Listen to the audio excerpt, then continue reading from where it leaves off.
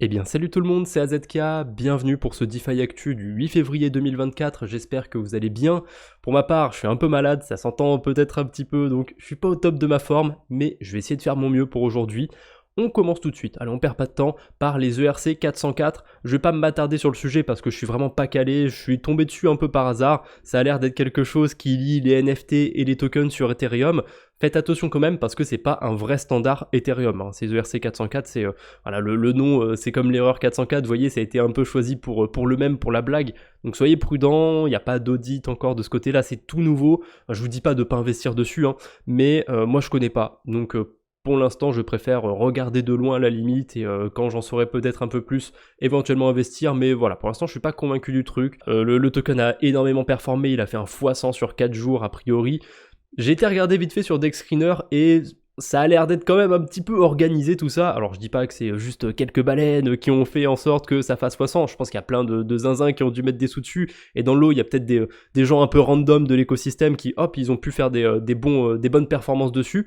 Mais voilà, je pense que c'est quand même un petit peu manipulé cette histoire parce que quand on va voir les échanges du côté de DexScreener, il y a quand même beaucoup de baleines qui ont interagi avec Pandora depuis le début. Donc ça me fait me questionner un petit peu, mais bon, ça c'est autre chose. Voilà, il y a des frogs, il y en a d'autres encore qui ont été lancés. Bon, on verra bien. En tout cas, c'est une nouvelle hype, c'est le truc du moment. On verra bien si ça va rester longtemps, si ça va nous faire comme les Ordinals, où il y a eu une première vague des Ordinals, ça s'est estompé et c'est revenu encore plus fort après. Bref, je mets ça de côté, mais pour l'instant, je suis pas ultra convaincu. J'attends d'en savoir plus et surtout d'avoir un peu plus de recul là-dessus parce que, comme je vous ai dit, c'est tout nouveau. Ah, quelque chose d'autre qui est tout nouveau, c'est la nouvelle fonctionnalité sur D-Bank qui s'appelle Adresse suicide. C'est pas une blague, hein, c'est le nom de la fonctionnalité et ça permet du coup de suicider son adresse, hein, si je puis dire. Cette fonctionnalité, ça permet de supprimer toutes les traces de son interaction sur D-Bank. Vous savez que sur D-Bank, il y a un réseau social, on peut minter un ID et compagnie. Et ben avec cette fonctionnalité, boum, on peut tout supprimer. Il n'y a pas de retour en arrière, hein, donc de ce côté-là, on peut dire que le nom est bien trouvé, mais je pense quand même qu'ils auraient pu trouver peut-être d'autres mots, des trucs plus métaphoriques, parce que je suis pas hyper fan de ça. Voilà, ça a quand même certaines connotations, ce mot, on va pas se mentir. Je trouve qu'ils auraient pu mieux trouver. Entre le système de points qu'ils ont lancé sur le wallet Rabi, le nom de cette nouvelle fonctionnalité, ils partent un peu en sucette d'E-Bank, j'ai l'impression. Écoutez, on verra bien. En tout cas, je pense que du coup, ça peut servir à certaines personnes éthiques. Hein, si j'ai un peu interagi avec String, mais finalement, je le regrette, hop, je supprime tout. Mais je pense que ça peut être utile aussi pour des scammers. Hein, parce que forcément, si vous avez été faire du scam, on va dire, hein, sur Stream, hop, vous avez mis des liens qui mènent vers des sites où il y a des drainers et compagnie, pouvoir supprimer toutes les traces de ce qu'on a fait qui étaient liées à un scam ou quoi que ce soit, je trouve que c'est un outil qui est quand même pas... voilà. Bon, on verra bien après comment ça va être utilisé. On va faire un petit point sur le token Dimension. J'en ai parlé dans la dernière vidéo pour dire que je le trouvais surévalué, et je le trouve toujours surévalué. Alors, j'ai pas la parole sacrée, c'est pas parce que un random sur internet trouve qu'un token est surévalué, même s'il a des arguments, que le token va dumper absolument. C'est que mon avis, et le fait qu'il soit surévalué, ça va surtout être un critère pour moi pour ne pas investir dessus. Le Dimension, forcément, il y a eu un airdrop, donc j'ai eu la chance, j'en ai eu quelques-uns, et j'ai décidé, de toute façon tout est dit dans le thread, hein, je vous le mettrai dans la description si ça vous intéresse, ou pas, on verra bien. Bref, j'en ai vendu les 2/3 de mon airdrop, et j'ai staké le reste, parce que c'est le truc du moment. Voilà, on stake des cryptos, on a des airdrops. Alors ça va pas marcher avec toutes les cryptos, mais avec certaines cryptos ça fait un peu sens, hein. Celestia par exemple, Dimension pourquoi pas, mais je suis moyennement convaincu honnêtement. Je le mets un petit peu pour la science, on verra bien. Si je touche quelque chose, tant mieux. Sinon j'ai déjà pris des profits, hein. J'ai vendu les 2/3, donc je suis content, hein. Même si le reste va à zéro, je suis content, donc voilà. Je vais spéculer un petit peu sur des airdrops. Si je peux récupérer quelque chose, tant mieux, sinon tant pis. Et c'est quoi mon plan pour sortir? C'est très modulable, mais on peut le faire par palier. C'est-à-dire que moi je propose de faire un truc, c'est de staker tous les tokens DIM que vous pouvez vous permettre de staker, et d'en sortir une partie toutes les 3 semaines. Pourquoi toutes les 3 semaines? Parce que pour retirer des tokens Dimension du staking, il faut attendre 3 semaines pour que la manip se fasse, hein, voilà. Hop, on clique sur Unstake, on attend 3 semaines, on récupère les tokens. C'est comme sur Atom, hein, sur Cosmos, et on peut faire par exemple 20% à chaque fois. Voilà, vous avez 100 tokens DIM, vous retirez 20 tokens aujourd'hui, dans 3 semaines, 20 de plus, dans 3 semaines, 20 de plus, etc. etc. Et du coup, ça vous ferait staker des tokens pendant 84 jours. Ensuite, on peut en retirer 10% à la fois, ça durerait 189 jours, 5% à la fois, ça ferait 399 jours. Donc vous voyez qu'en fonction du pourcentage qu'on retire à chaque fois, on peut moduler aussi sur le temps qu'on compte rester sur le staking de Dymension. Après, on n'est pas obligé de faire 20% à chaque fois. On peut faire 1%, puis 2, puis 3, puis 4, etc. On peut faire 5, 5, 5, 5, puis tout le reste d'un coup. Il y a vraiment 15 000 façons de faire, et évidemment, si vous avez, je sais pas moi, quelques dimensions ou quelques dizaines de dimensions, c'est peut-être pas très judicieux, on va dire, d'en garder, de faire 5% à la fois, parce qu'à la fin, vous allez vous retrouver avec quoi, 5, 10 tokens, voire moins que ça encore. Pas sûr que ce soit suffisant pour toucher un airdrop. Donc oui, si vous avez peu de tokens, c'est peut-être plus judicieux d'en retirer une petite partie à la fois, et à la fin, quand vous avez retiré la moitié, vous faites plus 5% à la fois, vous vous retirez tout d'un coup, éventuellement, bon, voilà, il y a plein d'idées, je vous laisserai le post dans la description si j'y pense, comme ça vous pourrez le lire à tête reposée, vous verrez un petit peu où je veux en venir, mais voilà, gardez quand même un truc, c'est la morale à la fin de cet airdrop, j'allais dire, de ce post, c'est que personnellement, je farm les airdrops pour pouvoir en profiter et augmenter mon patrimoine en Bitcoin, Ethereum stable. Ça m'intéresse pas à long terme de me retrouver avec 50 tokens inutiles qu'on m'a airdroppés. Parce qu'il y a beaucoup de gens, je pense, qui vont se faire avoir avec ça, avec le truc du staking, c'est qu'ils vont récupérer un airdrop, ils vont aller le staker et ils vont pas y toucher pendant 1 an, 2 ans. Alors dans le lot, il y a peut-être des projets qui dans 1 an, 2 ans seront encore bien valorisés, mais je pense qu'il y a des projets qui seront à moins 90% et compagnie, donc c'est dommage de ne pas prendre des profits en cours de route, surtout que c'est de l'argent magique qui tombe dans le portefeuille, donc voilà, ce serait dommage de ne pas en profiter. Après, voilà, vous avez le droit de spéculer, vous avez le droit d'en vouloir toujours plus, mais voilà, il faut qu'il y ait des gens qui rentrent dans le Ponzi pour que ça devienne de plus en plus intéressant. Vous allez me dire, c'est pareil avec les retraites, avec Bitcoin et compagnie. Voilà. Il faut toujours qu'il y ait des nouvelles personnes qui rentrent pour que le système reste intéressant.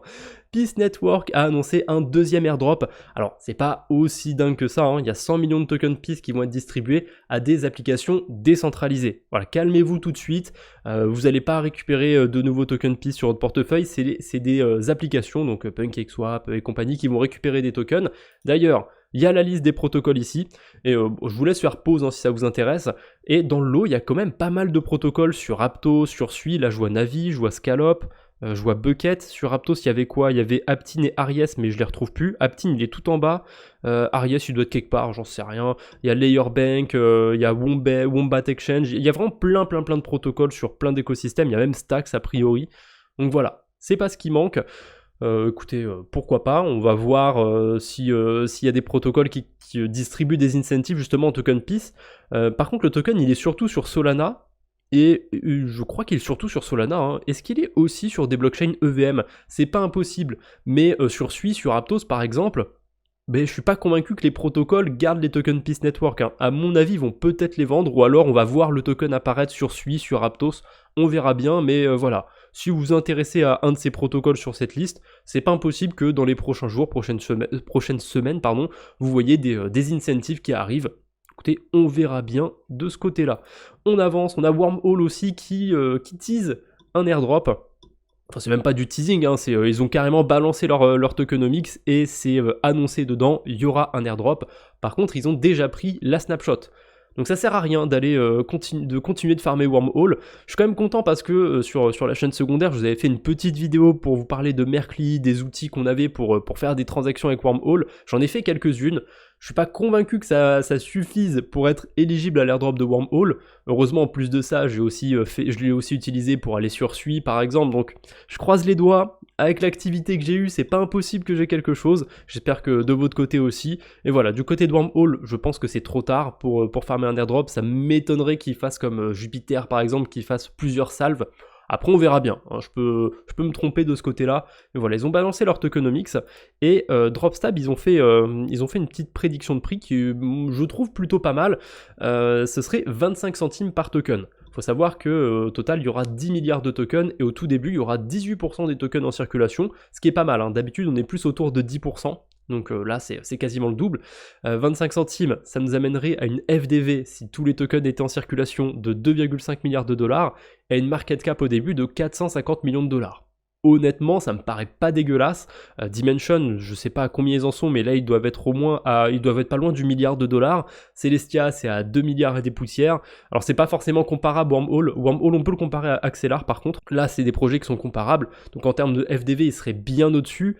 Mais d'un côté, on n'a pas le même nombre de tokens en circulation, le même pourcentage. Vous voyez que Axelar, il y a déjà la moitié des tokens qui sont en circulation. Donc c'est autre chose pour Axelar. Si on regarde en termes de market cap, Wormhole serait en dessous. Pourtant Wormhole c'est quand même pas mal utilisé, hein. Les stablecoins sur Solana, il me semble que c'est Wormhole. Je suis pas sûr à 100%, mais en tout cas il y a des cryptos sur Solana qui sont bridgés via Wormhole. On a des cryptos sur Moonbeam, sur Celo et sur Sui, sur Aptos aussi, mais sur Aptos c'est plus layer 0. 25 centimes par token. Pourquoi pas, peut-être un peu plus, il y a un peu de hype au début, mais ça me paraît pas dégueu. Voilà, sachant que quand on regarde la TVL, hein, il y a 1 milliard de TVL sur Wormhole contre 140 millions sur Axelar. Ça veut pas tout, ça suffit pas la TVL parce qu'on parle quand même de bridge, enfin c'est même plus que des bridges, on va dire bridge pour simplifier, on parle quand même de bridge, donc parler de TVL c'est pas suffisant, mais voilà, ouais, pourquoi pas du côté de Wormhole, 25 centimes, ça me paraît pas déconnant. Bref, on enchaîne avec Mental, encore un airdrop, vous allez voir, il y en a plein qui vont tomber là sur ce mois de février. Si vous aviez bridgé du METH d'Ethereum vers Mental, si dans votre portefeuille sur Mental vous détenez du METH, donc c'est l'Ether staké sur Mental, et ben a priori vous allez récupérer des tokens MNT, je suppose, hein, voilà, il va y avoir un airdrop de ce côté-là, enfin des rewards. Bon, moi ça m'étonnerait pas qu'ils distribuent des tokens Mental, ils l'ont fait il y a pas très longtemps pour ceux qui avaient participé au programme Journey sur Mental. Donc voilà, a priori, en plus, ils n'ont pas encore pris toutes les snapshots. Bon, je vous dis pas d'aller investir hein, sur le METH ou quoi que ce soit, vous faites ce que vous voulez, mais si vous en avez déjà dans votre portefeuille, bon bah voilà, hein, a priori, vous allez être récompensé. C'est quand même dingue en ce moment, tout ce qu'il y a autour de l'Ethereum, hein, entre le restaking et compagnie, on sait même plus quoi en faire de nos Ethers, enfin, tellement il y a de choses à faire, ça devient, ça devient assez dingue. Layer Bank aussi fait un airdrop, c'est du côté de la blockchain Manta. Alors, c'est plus compliqué que ça, c'est pas le token de Layer Bank, hein, il existe déjà, mais Layer Bank, ils ont reçu des incentives en token Manta, c'est pas le seul protocole à avoir reçu ça. Et depuis un petit moment, ils avaient mis en place un système de points et on pouvait farmer des points en allant déposer des liquidités. Et en gros, ils l'avaient déjà annoncé, mais ces points seraient convertis en token Manta si jamais Layer Bank recevait des incentives de la part de Manta, s'ils recevaient des tokens, ça allait être redistribué aux gens qui ont staké, qui ont eu des points. Donc si vous avez utilisé Layer Bank du côté de la blockchain Manta, n'hésitez pas à aller voir si vous êtes éligible. Ils parlent du token TIA parce que le système de points était différencié sur le token TIA. Je sais pas si pour les autres points, sur les autres cryptos, vous êtes aussi éligible à des tokens Manta. En tout cas, si vous avez utilisé Layer Bank, ça coûte rien d'aller voir si vous avez quelque chose à récupérer. Je vous mettrai le lien dans la description bien sûr. Et on enchaîne aussi avec Reflexer Finance. Je connais un peu de loin Reflexer Finance, il me semble que c'est le protocole qui émet le rail. C'est un stablecoin qui est pas adossé sur le dollar, je crois qu'il est adossé sur la DeFi, c'est compliqué, là, il est pas vraiment adossé sur quoi que ce soit. Et du coup, ils vont airdropper un token sur Optimism. Voilà, j'en sais pas plus que ça, j'ai même pas retrouvé de source directement sur le Twitter de Reflexer, mais j'ai trouvé ça du côté de The Block, et ensuite j'ai vu plein d'autres articles sur le sujet, donc je pense que c'est plutôt sûr qu'il y aura quelque chose de ce côté-là. Voilà, j'ai pas utilisé Reflexer Finance, mais si vous êtes familier avec le protocole, vous allez toucher quelque chose. J'ai vu qu'il y avait un truc comme 18 000 adresses éligibles. Voilà, ça tombe le 12 février si je dis pas de bêtises du côté de Reflexer. Je reviens là-dessus, je vous avais parlé dans le dernier DeFi Actu de Glyph qui a levé des fonds, j'étais super content, je me suis dit ah ça montre qu'il y aura peut-être des airdrops de ce côté-là. Et ben en fait j'avais pas été voir l'article Medium, il y aura clairement un token sur Glyph et il y aura probablement un airdrop puisqu'il va y avoir des points. Ah on adore les points, c'est trop bien les points, on va en avoir du côté de Glyph, ça devrait être bientôt lancé puisqu'ils disent Q1 2024, hein. Q en anglais c'est pour trimestre, donc ça nous laisse encore un peu plus d'un mois, je pense que ça va pas tarder à commencer. Perso, j'ai déjà staké des Filecoin sur Glyph, donc a priori je vais farmer des points. Bon, j'ai pas beaucoup de Filecoin, donc je m'attends pas à grand chose, mais il y a pas beaucoup de monde pour l'instant, donc voilà, j'espère que personne ne va aller voir mon guide sur Filecoin, laissez-moi des points, laissez-moi une part de l'airdrop. mais voilà, je suis quand même content d'en avoir parlé avant que le système de points soit lancé et tout. Voilà, bon, il y aura un système de points, c'est à peu près sûr qu'il y aura un token, c'est plutôt cool, au moins c'est confirmé. Et allez, je crois que c'est le dernier airdrop qu'on a pour aujourd'hui. c'est du côté de Frax Finance. Frax Finance va lancer leur Layer 2, enfin il me semble que c'est un Layer 2 d'Ethereum, en utilisant bien évidemment la OP Stack d'Optimism. Il commence à y avoir vraiment beaucoup de blockchains qui utilisent cette fameuse OP Stack. Écoutez, c'est plutôt cool, c'est plutôt bon pour Optimism. Et ce qui m'intéresse avec Frax Finance, c'est qu'ils ont annoncé très clairement un airdrop. Il y aura un airdrop large, comme ils disent, de FXTL, voilà le token de Fraxtal, c'est un petit jeu de mots entre Frax et Fractal, bien évidemment, et ils disent clairement ce qu'il faut faire. Ça me paraît un petit peu chelou le fait qu'ils disent il faut faire ça, vous allez avoir un airdrop en faisant ça. Surtout que, qu'est-ce qu'il faut faire?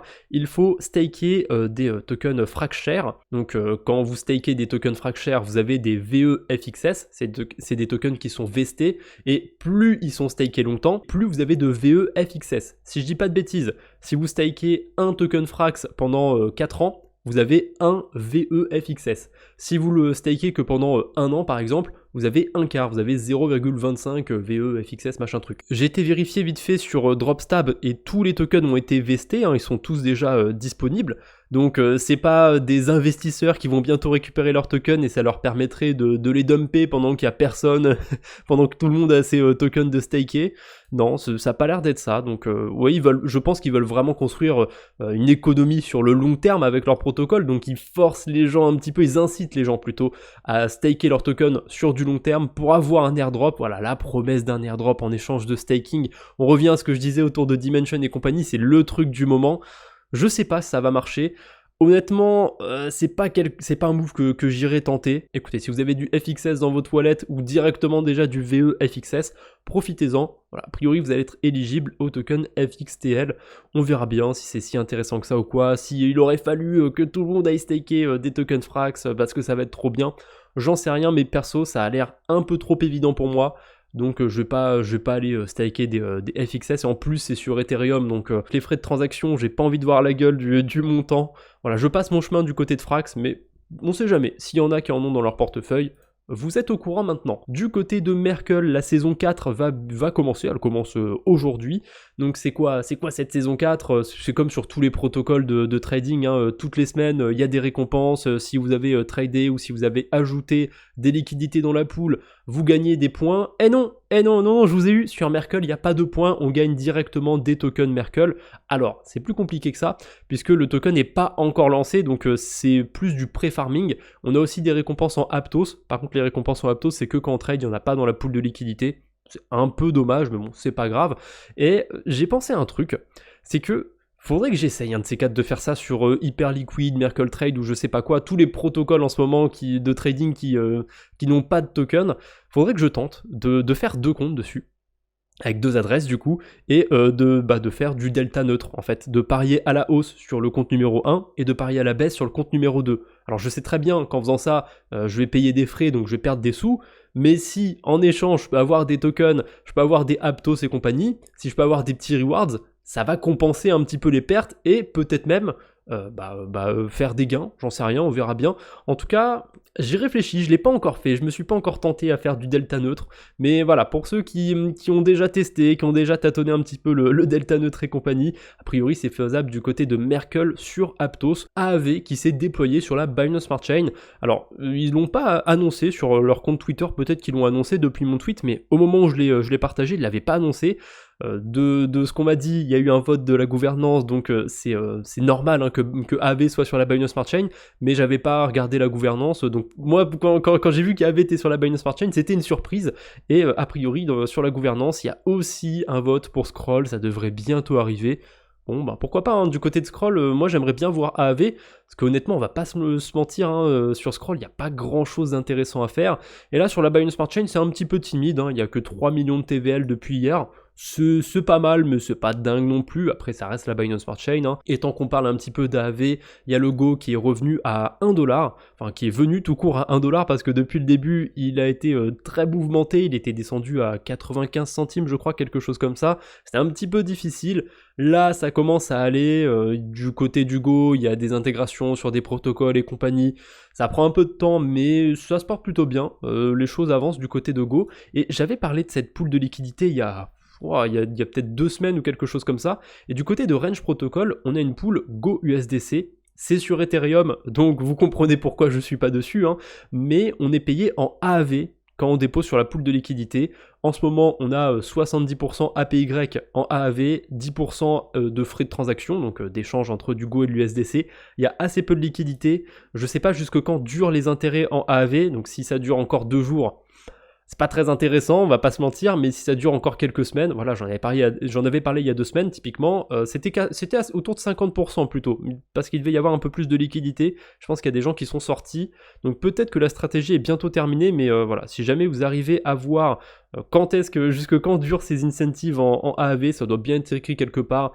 Peut-être sur un post de Range Protocol, j'ai pas été remonter leur Twitter pour voir tous les posts qu'ils avaient fait, mais si vous avez des USDC sur Ethereum, vous pouvez les déposer directement sur la pool de liquidité, avoir ce rendement, mais comme je vous ai dit, faites vos recherches d'abord. Allez voir quand même jusque quand durent les incentives en AAV, parce que si c'est quelques jours, c'est pas intéressant du tout, mais s'il y en a encore pour quelques semaines, on voit rarement des pools sur des stablecoins à 80% d'intérêt, en plus on est payé en AAV, on n'est pas payé dans un shitcoin, donc c'est plutôt pas mal de ce côté-là. On a la TVL sur Camino Finance, sur Solana, qui a atteint 350 millions de dollars. Ça c'est pas anodin parce que récemment Camino Finance a lancé son système à points, donc ça attire les farmers d'airdrop. Voilà, ça réussit plutôt bien pour l'instant du côté de Camino, on verra bien jusqu'où ils vont aller. On a Margin Finance aussi qui est dans les mêmes eaux, hein, autour de 400 millions de dollars de TVL. Est-ce que Camino va passer au-dessus ou pas? C'est pas impossible parce que Camino c'est pas que du lending, enfin si c'est vraiment le cœur du protocole, mais on a des outils qui viennent par-dessus pour faire des boucles, par exemple sur du Solana staké, parier à la hausse, parier à la baisse sur des cryptos, mais ça utilise le lending, hein, c'est vraiment le cœur du protocole, mais comme il y a plus d'outils sur Camino, je pense que ça attire un peu plus de monde. Voilà, on verra bien s'il passe par-dessus, on verra bien s'il dépasse Margin Finance en termes de TVL, mais je suis à peu près sûr que ça va se faire. Surtout que le système de points de Margin Finance, il est lancé depuis beaucoup de mois, je sais plus depuis combien de temps, mais ça doit faire au moins 6 mois, quelque chose comme ça.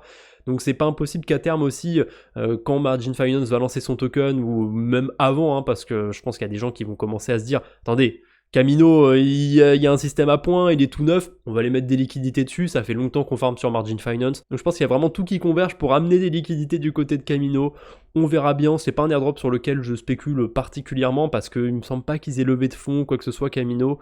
J'attends pas grand chose de leur part. Et du côté de Solana, depuis qu'on a eu Jito et compagnie, c'est beaucoup spéculé les airdrops, donc je suis pas sûr que ce soit là qui est le meilleur à faire, mais on verra bien, voilà, on en reparlera s'il lance un token, s'il y a des trucs sympas du côté de Camino. On a Bungie sur la blockchain Arbitrum qui va distribuer des incentives en ARB quand vous allez bridger, je sais pas si c'est depuis ou vers Arbitrum, vous allez pouvoir récupérer des tokens Arbitrum. Si ça se trouve c'est les deux, hein. C'est quand on va aller vers Arbitrum et quand on va sortir. Bungie, je l'utilise régulièrement, hein. C'est sympathique, c'est un agrégateur de bridge, donc ça va comparer plusieurs bridges, plusieurs chemins pour échanger vos cryptos. Il y a quand même beaucoup de concurrence en termes de bridge et d'agrégateurs, donc autant sur les agrégateurs de DEX, hein, OneInch et compagnie, c'est très optimal, autant sur les agrégateurs de bridge, c'est beaucoup moins optimal, je trouve. C'est beaucoup plus compliqué de trouver le chemin parfait pour échanger des cryptos d'une blockchain à une autre. Mais bon, si vous avez l'occasion d'utiliser Bungie avec Arbitrum, il y a des rewards à récupérer. N'allez pas utiliser Bungie pour les rewards, à mon avis ce sera pas intéressant, mais voilà, c'est plutôt sympathique cette distribution de tokens Arbitrum. On a Bebop. C'est un protocole dont on parle pas trop, mais c'est sympathique, Bebop. C'est un DEX qui est un petit peu particulier, j'en ai déjà parlé, donc je vais pas trop m'attarder dessus, et ils se sont déployés sur la Binance Smart Chain. C'est un petit peu ce qui leur manquait, Bebop, c'est de continuer de se développer sur plus de blockchains, parce que pour l'instant, ils étaient que sur Ethereum, Arbitrum, Polygon. Bon, la Binance Smart Chain, ça, je pense pas que ça va faire grande différence, honnêtement, mais voilà, j'aimerais bien les voir sur un Optimism, sur peut-être Base, d'autres blockchains encore. Mais c'est cool, ils se déploient, ils y vont peut-être petit à petit, mais ils se déploient. Ils ont prévu, à mon avis, de se déployer sur d'autres blockchains, donc c'est cool du côté de Bebop. Et ils sont encore en bêta, ils ont pas de token, ils sont backés par Wintermute. On en revient encore à l'airdrop, mais il n'y a pas de système à points. Et là, c'est plus du farming d'airdrop un peu à l'ancienne, on va dire, où on n'a aucune certitude et compagnie. Ça, je préfère. Du coup, Bebop, je le mets un petit peu en avant là pour terminer cette émission. C'est sympathique. Et j'ai un dernier post, voilà, autour de l'USDT. C'est sur les 24 dernières heures, c'est le volume total qu'il y a eu autour de l'USDT, les transferts qu'il y a eu par blockchain, et on voit qu'il y a une blockchain qui est loin devant les autres, c'est Tron, Je vous ferai une vidéo dédiée à Tron sur la chaîne principale où on va voir un petit peu la DeFi de ce côté-là, on va parler de plein de choses sur l'écosystème Tron, vous allez voir, ça va être assez intéressant. On a Solana aussi, il y a beaucoup de volume, beaucoup d'échanges autour de l'USDT sur Solana en ce moment. C'est pas étonnant parce que quand on veut envoyer des USDT d'un exchange à un autre, généralement on utilise Tron, parce que Tron c'est sur tous les exchanges, ça coûte 1$ max de frais. On a Solana aussi maintenant qui coûte pas très cher en termes de frais, qui est assez rapide, donc je pense que ça commence à prendre des parts à Tron de ce côté-là. C'est pour faire des transferts d'exchange à exchange. C'est peut-être anodin ce que je vous dis, hein, mais croyez-moi, il y a beaucoup de gens qui font ça. L'USDT sur Tron, il est beaucoup utilisé aussi dans certains pays.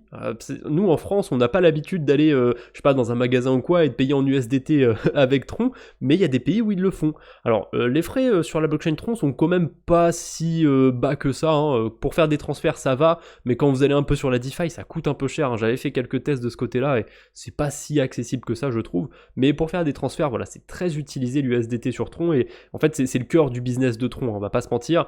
On a aussi Ethereum, forcément, où on a des gros transferts, la Binance Smart Chain, et ensuite là on est dans des sommes qui sont, c'est quand même des grosses sommes, mais par rapport à Tron, à Solana, c'est ridicule. Hein. Arbitrum, 300 millions de dollars de volume, Polygon 158, Avalanche 82, Optimism 60 millions de dollars. Ensuite on a d'autres blockchains, hein, mais qui sont pas sur le graphique. Voilà, donc le gros du volume, Tron, Solana, Ethereum, un petit peu la Binance Smart Chain. Et voilà, chaque blockchain a ses raisons, mais je pense que Solana et Tron, c'est un peu la même raison. Ethereum, ça va être surtout plus les instits, les baleines, etc., quand ils ont besoin de bouger des liquidités. Et voilà, je voulais faire un petit point sur ça, sur les stablecoins, parce que c'est quelque chose qui prend une énorme place dans l'écosystème crypto, et pourtant on n'en parle pas tant que ça. On parle beaucoup d'airdrop, de DeFi, de NFT et compagnie, mais les stablecoins, c'est sûrement le truc numéro 1 en termes de volume, en termes de frais, en termes de tout ce que vous voulez. Hein. Quand vous allez voir les cryptos en termes de volume sur CoinMarketCap, la crypto qui a le plus de volume absolument tous les jours, c'est USDT, c'est pas Bitcoin, c'est l'USDT, il est devant le Bitcoin, parfois il est au double, au triple de BTC, hein. C'est quand même dingue à quel point l'USDT a une suprématie, on peut le dire comme ça, sur le marché crypto. Bref, c'est tout ce que j'avais pour aujourd'hui, j'espère que cette petite vidéo vous a plu, on se retrouve bientôt j'espère, d'ici là portez-vous bien, salut tout le monde.